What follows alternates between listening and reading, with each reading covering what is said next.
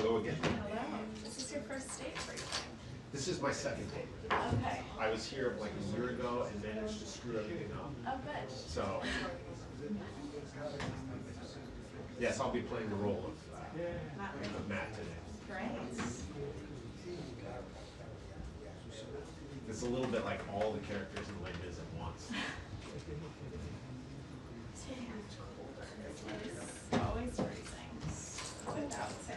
So cold. Yeah.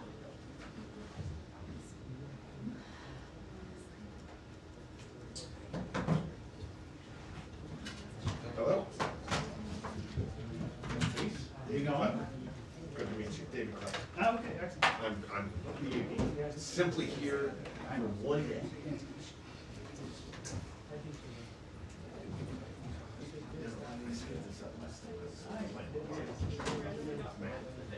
I'm supposed to ask the first question, even though I'm the least qualified to ask the question. Okay, cool. It's not. Do they?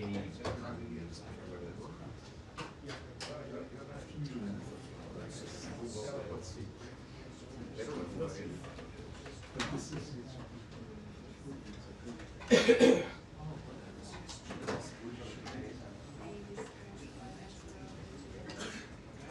Last time I was here,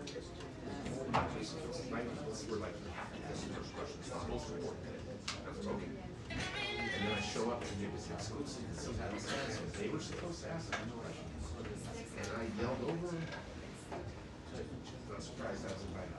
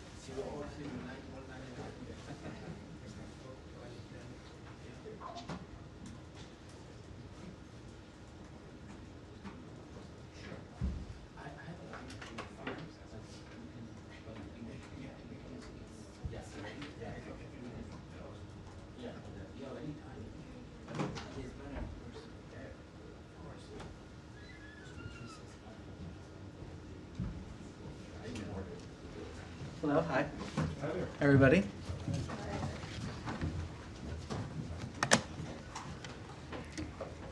All right. So for those that don't know me, my name is Tommy Piggott, Principal Deputy Spokesperson.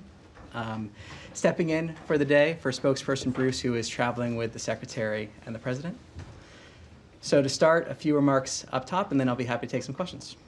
So the American people can be proud that their leaders are putting their safety and security and prosperity first.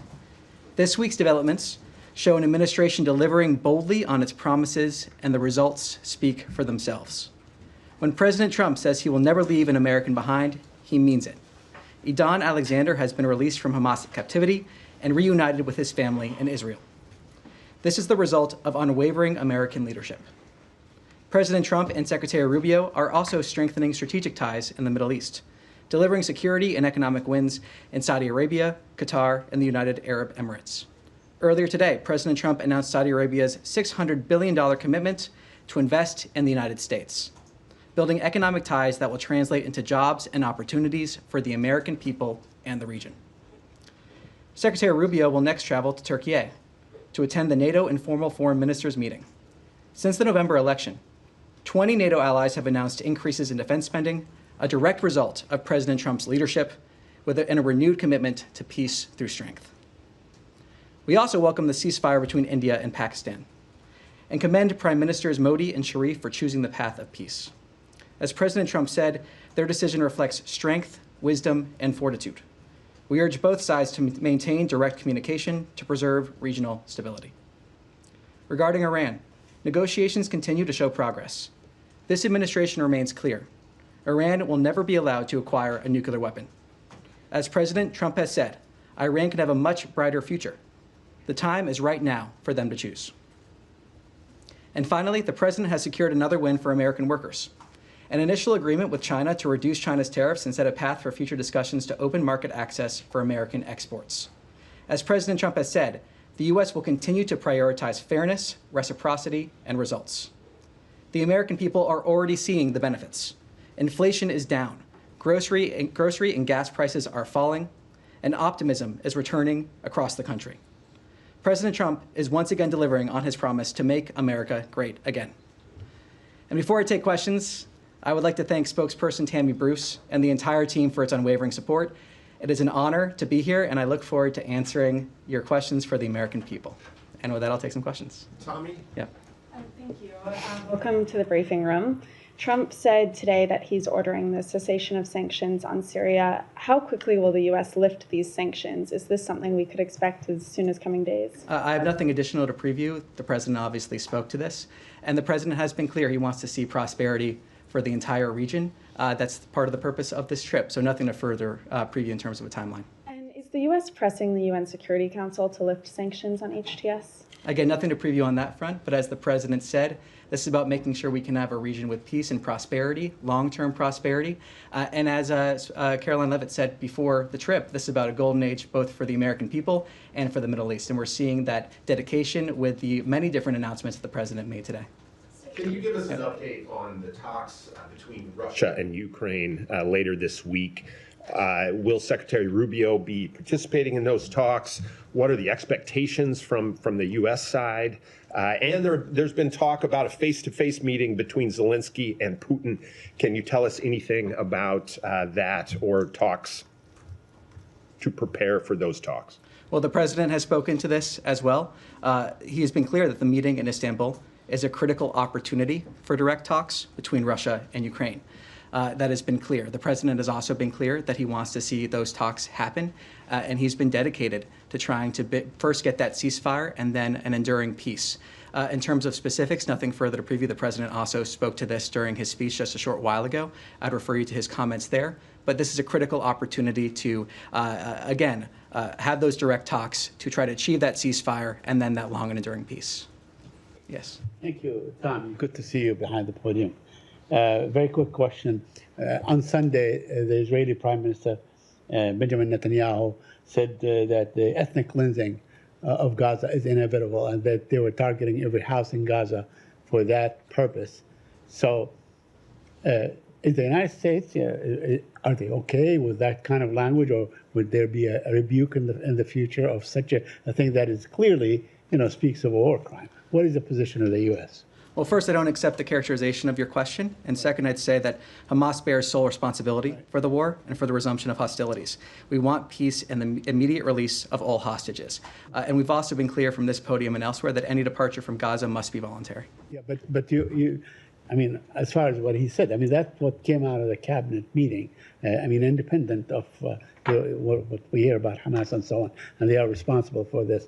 But do you have a position on the forcible removal of the Palestinians from Gaza? Look, I just answered that question. I stand by what I just said, and ultimately, Hamas bears sole responsibility for this war.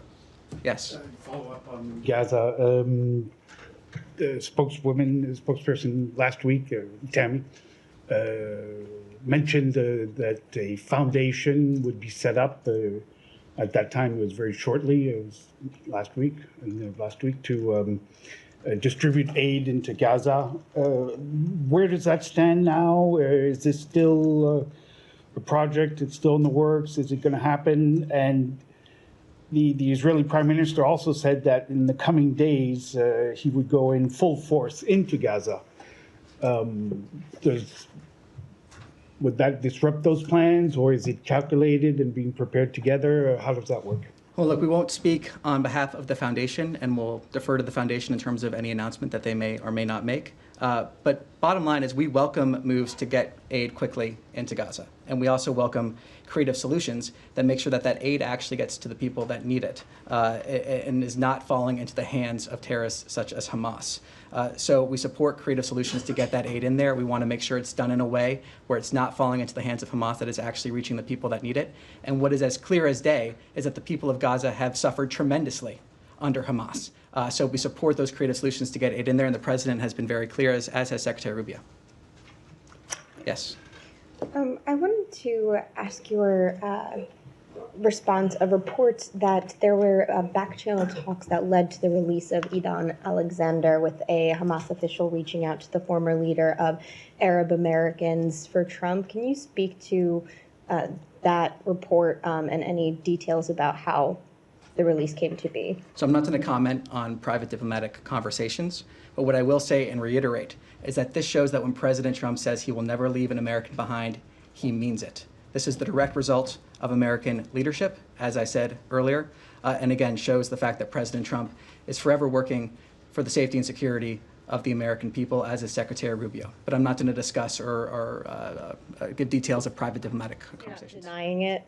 Again, whether or not that or did not happen, I'm not going to talk about private diplomatic conversations, whether or not they did or did not happen. Thank you. Yeah. Hi, thank you. Thank you, Tommy. Two, actually, one on Afghanistan and then a follow-up on Gaza. Yesterday, DHS Secretary Kristi Noem announced that the temporary protected status for Afghanistan would expire on May the 20th. She said the conditions in Afghanistan have improved enough for Afghans to return there. Does the State Department think that Afghanistan is now a safe destination for women and girls? Well, look, ultimately, when it comes to the temporary protected status, I refer you to DHS. It was always meant as a temporary measure or temporary benefit. This is the when that temporary benefit would expire. So for further questions on that, I refer you to DHS. And then just to follow up on Gaza, you said you support efforts to get aid quickly into Gaza. Here we are more than 2 months later. Like, how soon is quickly? When can we start to see food actually getting in? Well, look, I think it's important to understand, again, that we're looking for those creative solutions to get that aid in there. We're fully supportive of those measures. And it's also important to reiterate that Hamas bears sole responsibility for this conflict, as well as sole responsibility for the condition under which the people of Gaza are living. So I'm not going to put a timeline on it from here. I'm not going to speak on behalf of the foundation. But what I will reiterate is that we are supportive of creative solutions to get aid in there, but also in a way that the aid is not falling into the hands of Hamas, that it actually reaches the people that need it. Yes. Yes, Tommy, thank you. I wanted to ask you about the president's trip to the Middle East. He had some comments today in terms of talking about the way that the U.S. approaches countries in the Middle East and the criticism of past policy, saying that for too long, many American presidents have been afflicted with the notion that it's our job to look into the souls of foreign leaders and use U.S. policy to dispense justice for their sins. There's been a critique of the State Department, I think, externally by some analysts about the changes to areas of the department that deal with issues of human rights and kind of what have been traditionally seen as U.S. values issues. Is this the president endorsing that shift in terms of the State Department's focus? Do you think that criticism that we've seen from civil society is accurate? Look, I think the results speak for themselves in terms of what President Trump and Secretary Rubio have been able to deliver for the American people. The results they've been able to deliver. President Trump is a peacemaker. He is a deal maker, and he is constantly putting Americans first. And when we approach foreign policy in a standard where we're approaching that American first perspective, that allows opportunities to pursue common interests, that allows deals to be made, that allows us to have stronger bilateral relationships where we're finding those common areas to work together on and advance those common interests. As spokesperson Bruce has said many times from this podium, just because a framework changes does not mean that the priority necessarily changes as well. Oftentimes what we're seeing in terms of how we're approaching the State Department and other aspects are a way to deliver on our priorities better, more effectively, in a way that actually delivers results for the American people. We are making sure every single dollar that we spend from the State Department under Secretary Rubio is advancing the American interest. Does it make us safer, stronger, more prosperous? And I think that's a standard that the American people expect us to have here at the State Department. They're happy to see that, and the results, again, speak for themselves. With perhaps the most successful, I would argue, the most successful 100-plus days in history in this past week, the results we have seen from President Trump speak for themselves. Thank you, Tommy. A question about the new arrivals from South Africa that landed in Dulles yesterday. The UN's International Organization for Migration has told ABC that they were not involved in administering any loans. Now, typically, they would be the ones to run loans funded by the State Department to pay for refugees to come to the United States to cover those travel costs. I'm wondering, can you speak to how that travel was funded, or say anything more about whether the State Department is giving out any loans in this case? Well, look, I'm not going to talk about specific relationships we have with organizations. I'm also not going to talk about operational details in terms of how we're implementing the priorities laid out by the President and Secretary Rubio. The main bottom line, though, is that we are implementing those priorities. We are seeing the President's executive orders being delivered upon here at the State Department, and this is an example of that, of course, collaborating across different agencies. So we're going to continue seeing those priorities fulfilled, but I'm not going to comment here on internal operational details or specifics of that nature. Yeah, thank you, Tommy. A question on Turkey, and I have a question on Iran too. Yesterday, the Kurdistan Workers' Party (PKK) declared its dissolution and end to its armed struggle against Turkey. There were reports talking about that the U.S. played a positive role in this process as well, and even yesterday, Secretary Rubio spoke with his Turkish counterpart, and he spoke about this too. Have you played any role? Have you been involved in this? And what's your comment on that? Are you considering removing this group from the RTO? I'm not going to speak about private diplomatic conversations nor preview decisions of that nature that may or may not be made. What I can say is that we welcome the recent announcement from the Kurdistan Workers' Party on its intent to disband. The United States designated the PKK a foreign terrorist organization in 1997. Tens of thousands of people lost their lives as a result of armed conflict in the decades since the organization was founded, and the terrorist group laying down its arms is a victory for civilization. It is the United States' hope that this announcement will lead to increased stability for the region. And a question on Iran. You said that regarding Iran, negotiations continue to show progress. What progress have you made so far with Iran? And the next round of talks been scheduled with Iran? Can you tell us what time or?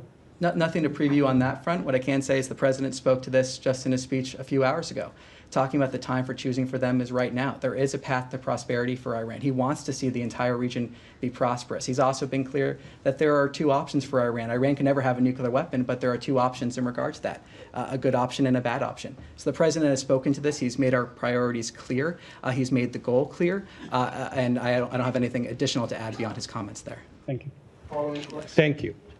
Yeah. Thank you. How does the U.S. State Department view the Bangladesh interim government's ordinance banning all activities of the largest political party, Awami League, one, as I told you, that one of the largest political parties, effectively erasing its political identity and barring its from future election? I just wanted to mention here in previous briefing, Tammy stressed the importance of election and democracy in Bangladesh, especially inclusive election. Now they banned this political party from the activities.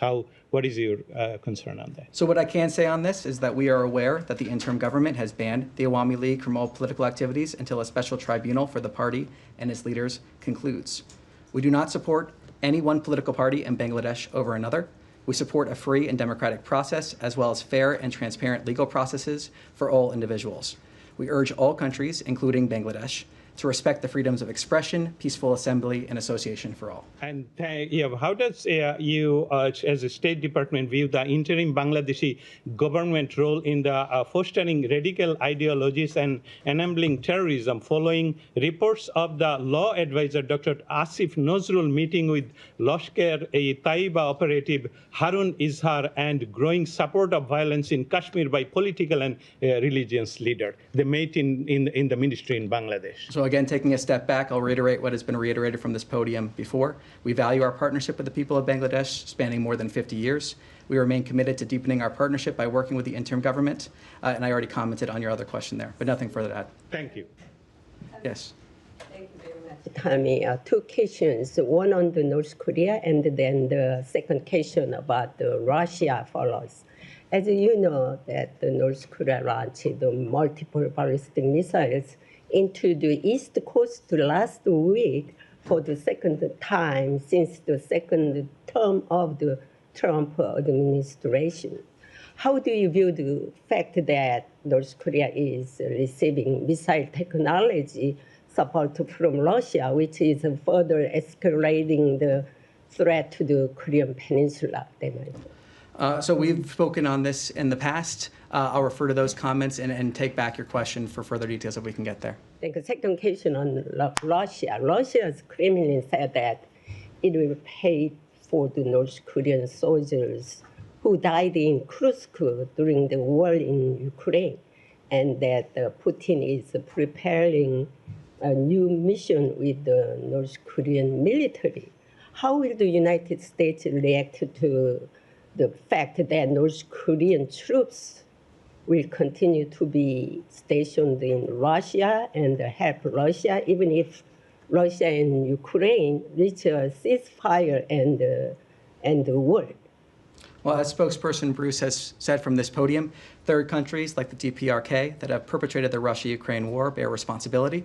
The DPRK's military deployment to Russia and any support provided by the Russian Federation, the DPRK, in return must end. Thank you. Yes. Thank you. A couple of questions from South Asia.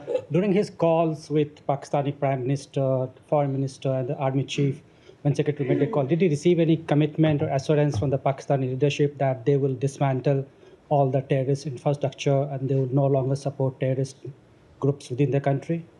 I'm not going to talk about private diplomatic conversations. What I can say is reiterate what we've been saying for a couple days now, is that we welcome the ceasefire reached between India and Pakistan this weekend. And we commend both prime ministers for choosing the path of peace. The president truthed about this. He was very clear in terms of that. We also want to encourage direct communication between the parties. That is something we've also been clear about as well. India has refused any U.S. effort to mediate between India and Pakistan. How hopeful you are that you will be able to bring them together in the same room for talks? Well, I'm not going to speculate on that. What I can say is that we encourage direct communication.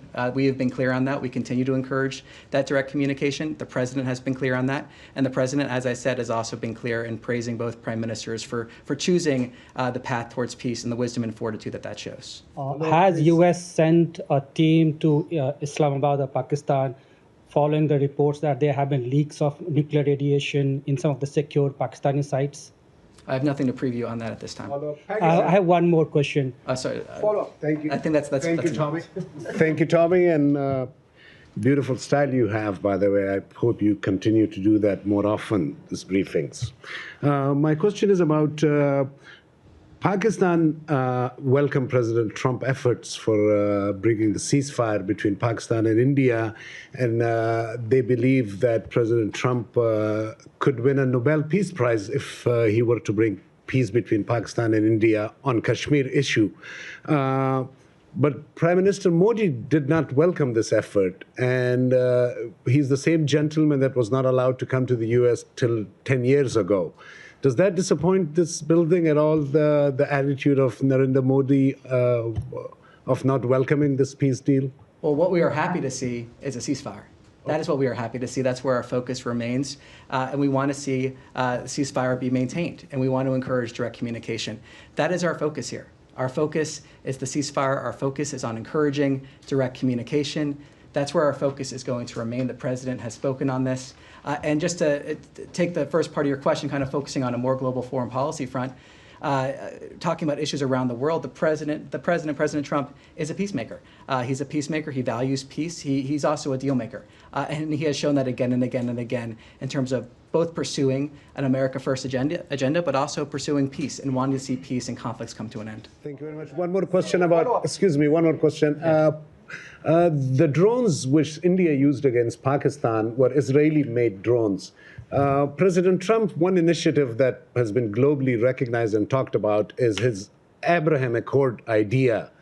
Do you think this landing of Israeli drones in Pakistan would create hurdles in the president's vision, his whole thought about this Abraham Accord where he wants to bring these three religions close to each other?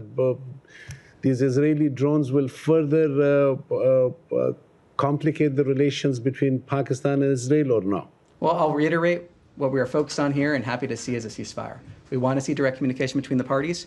And when it comes to, again, solving conflicts that have existed in regions around the world, the president wants to solve those conflicts when he can. He's often said that he stands ready to aid in the pursuit of peace. He stands ready to help. And the president is a deal maker. He is a peacemaker. He has shown that again and again.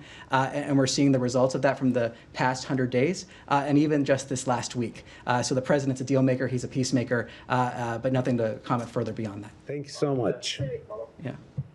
Yep. Thank you. I want to follow up on Syria. President Trump, in addition to lifting the sanctions, also said that he wants to create a fresh start with Syria. I wonder, what does this mean for the U.S.-Syria relations going forward? Does this move indicate a broader policy shift towards full normalization? I also wonder, President Trump also said today that Secretary Rubio will meet Syrian Foreign Minister Al-Shaiban in Turkey later this week. What are your expectations from this meeting? Well, the president spoke to this. He spoke to his reasoning. He spoke to the fact that he wants to see the entire region thrive. We want to see peace and prosperity. When it comes to the Syrian interim authorities, from this podium and elsewhere, we've communicated with them some of the actions that they should take for peace and prosperity, and we hope that they do take those actions. But the president has spoken to this in that speech a few hours ago, saying that this is about making sure we have a region that can thrive, a region for long-term peace and prosperity. Yes. Yeah, I wanted to follow up about the Secretary Rubio's trip as well to the Middle East. So the importance, if you can elaborate a little more, although you did some, about the relationship between the U.S. and the Middle East and how important this relationship will be also to succeed through those countries like Saudi Arabia, the Emirates, to the peace talk in between Gaza and Israel, but also to stop Iran from nuclear weapons. The president has spoken to this issue as well just a few hours ago. And he was talking about the fact that we can have great partnership with the Middle East. And we have, in many ways, already pursuing those common interests. And we want to see those common interests continue. I mentioned at the top here the $600 billion investment commitment from Saudi Arabia that was announced today. So that's just one example of the many ways that we have partnership with the Middle East pursuing common interests. And the president has been clear, both from the time of the last administration, his first visit to the region, talking about the things that we want to see. So there's a lot of opportunities in the Middle East. And again, like I said earlier, this is about a golden age for America, but we also have an opportunity to see a golden age for the Middle East and the benefits that would bring both the American people and the people in the Middle East. Thank you. Yes.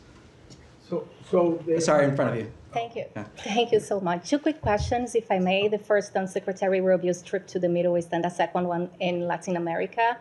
In a recent past, Secretary Rubio said that the U.S. will not engage anymore with Russians and Ukrainians if both countries do not show real commitment with a permanent ceasefire. How do U.S. diplomacy describe this momentum when both sides are ready to meet in Turkey with alongside Secretary Rubio? Well, as the president has said, this is a critical opportunity to try to achieve that ceasefire and try to achieve that long peace. The president has been clear he wants to see those direct talks happen. And I think it's also important to remember that the president has brought us closer to peace when it comes to this conflict than in the years preceding him taking office. And that's a great credit to his leadership. So he wants to see those direct talks happen. This is a critical opportunity to achieve that ceasefire and then potentially achieve that long peace, ultimately with the goal of ending this conflict, as has been said so many times by President Trump, so many times by spokesperson Bruce. We want to see this conflict come to an end. That's what we want to see. Latin America, very quickly, officials from the U.S. and Brazil, they convened here in Washington, D.C. yesterday to discuss disarmament. And according to the State Department, they discussed, for example, arms control with Russia and China. If you could address this matter. Nothing further to preview than what we've already said on this, so I refer you to those comments. And with that, thank you very much. I appreciate it, and see you on Thursday. Thank you. Thank you. Good job.